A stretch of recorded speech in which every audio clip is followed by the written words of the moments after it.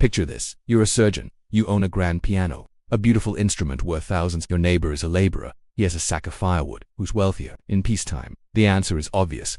3 weeks into the Siege of Sarajevo, you trade your piano for his firewood, and you're grateful he accepts, because the piano can't heat your apartment, can't cook your food, can't keep your children from freezing.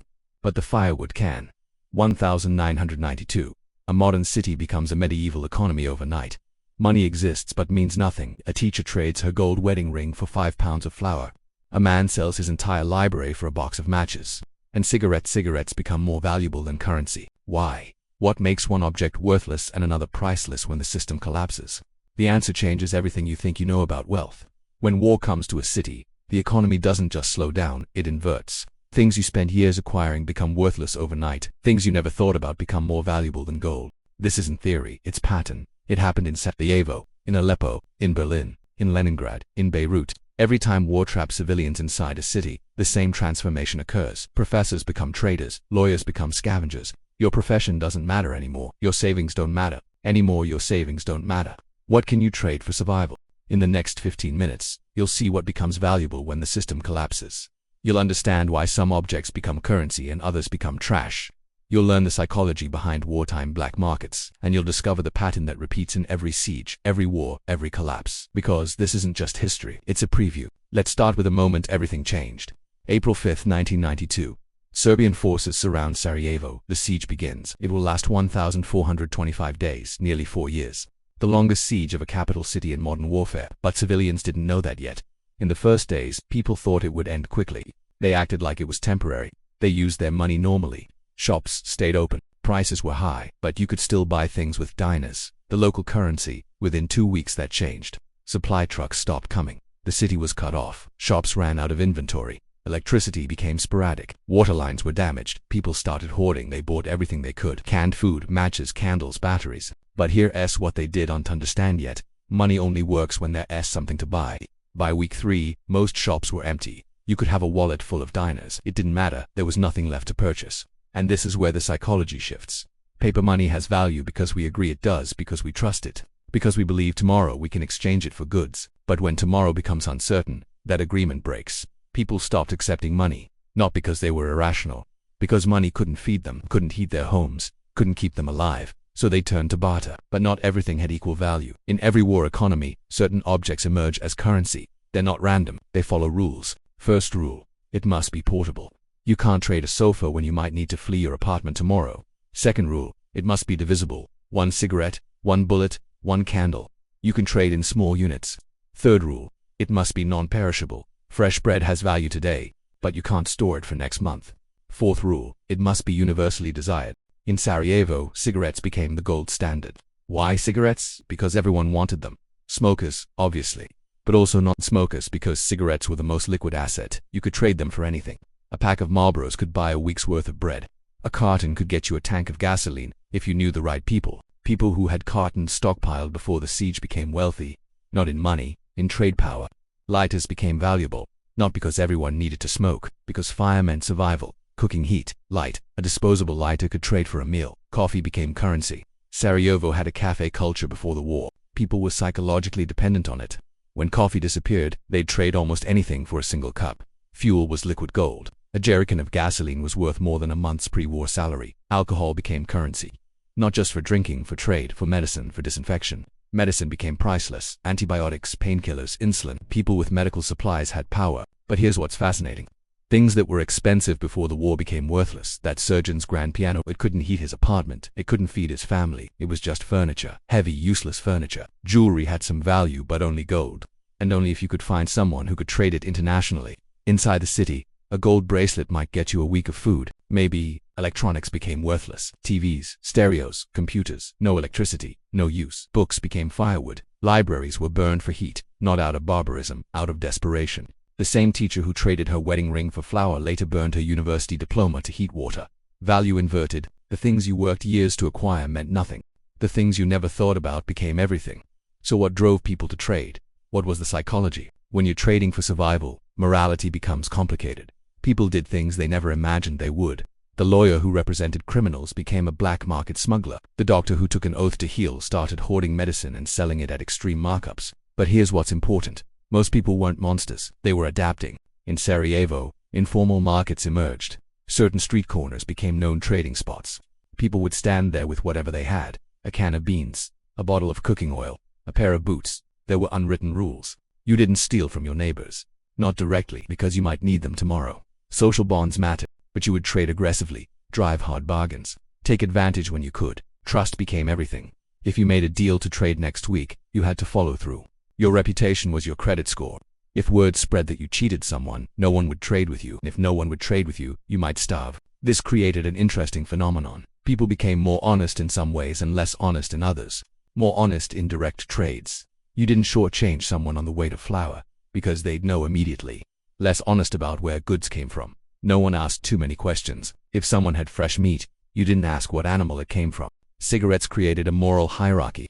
People who smoked faced a choice: smoke or trade. Smoking meant comfort, stress relief, normalcy, but it also meant giving up trade power. Many people quit smoking not for health, for economic survival. They realized cigarettes were too valuable to burn. Others couldn't quit. They watched their trade power literally go up in smoke. Some died because they smoked their assets instead of trading them for food.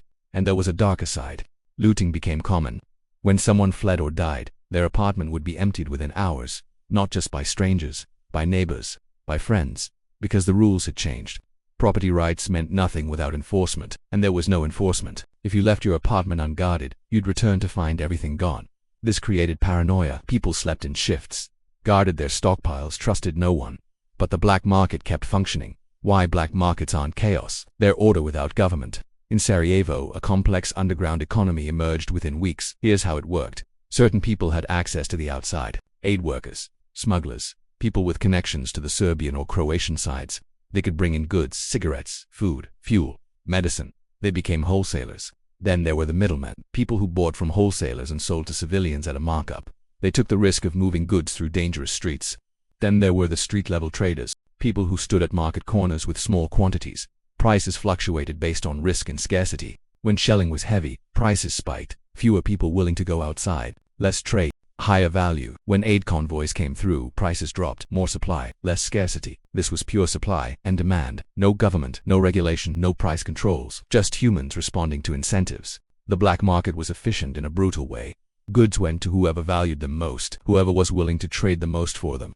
This meant the wealthy, even in wartime, had advantages. People who had stockpiles before the siege, people who had international connections, people who could trade in hard currency, German marks or US dollars. Yes, foreign currency still had value, because it represented a promise of the future. When the siege ended, dollars would still be dollars. Diners might be worthless, or people who had savings in foreign banks, or who had hidden foreign cash, could leverage it. But most people didn't have that. They traded what they had for what they needed, day by day, week by week, and the market adjusted. Certain people became known specialists. The guy who could get batteries, the woman who had coffee connections, the smuggler who could bring in cigarettes. Reputation created brand value. If you consistently had goods, people remembered you, they came to you first. You could charge a premium. This is how economies work at the most basic level: trust, reputation, exchange. Remove the government, remove the banks, remove the infrastructure, and these forces still operate, because they're not about institutions, they're about human nature. Sarajevo wasn't unique. Leningrad, 1941. The Nazi siege, 872 days. Civilians traded furniture for bread. People burned books, clothes, anything that could produce heat. The winter of 1941-42 killed hundreds of thousands. Cigarettes became currency there too. A single cigarette could buy a bowl of soup. A pack could buy a week's rations on the black market. Aleppo, Syria, 2012 to 2016. Same pattern. Money lost value. Cigarettes, fuel and food became currency. Black markets emerged. People who had stockpiles became powerful. Berlin, 1945. After the Nazi collapse, American cigarettes became the de facto currency. A carton of Lucky Strikes could buy anything. More reliable than German marks. Allied soldiers traded cigarettes for jewelry, watches, cameras. Germans traded family heirlooms for food. Beirut, Kabul, Grozny, Homs. Every modern siege, same pattern. Why? Because human needs don't change. Food, water, warmth, safety, these are constants, and the mechanics of trade don't change. Scarcity creates value. Demand creates markets. Trust creates systems. What changes is the medium. In peacetime, we use currency because it's convenient and stable. In wartime, we use cigarettes and fuel because they're tangible and immediately useful. But the underlying psychology is identical. We trade what we have for what we need. We seek the most efficient exchange. We build reputation. We form networks. The black market isn't a breakdown of economics. It's economics in its purest form. No subsidies, no regulations, no safety nets, just people negotiating survival. And here's the uncomfortable truth. It works. Not fairly, not kindly, but efficiently. The people who understand trade, who understand value, who understand human psychology, they survive. The people who don't often die.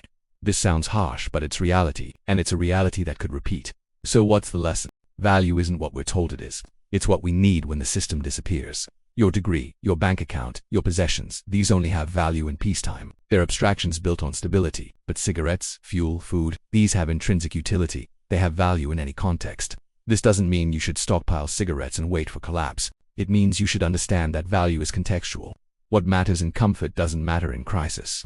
The surgeon who traded his piano learned this the hard way. The smoker who quit to preserve trade power learned it too. When the system works, we trade in symbols, money, credentials, status. When the system breaks, we trade in utility. Can it feed me, keep me warm, keep me alive? History shows us this pattern repeats. Not just in war, in any collapse. Economic, social, political. The question isn't whether you'll face this. The question is, when you do, will you understand what actually has value? Because that understanding might be the difference between trading your piano for firewood or freezing to death next to it. If this story made you see money and value differently, hit that like button.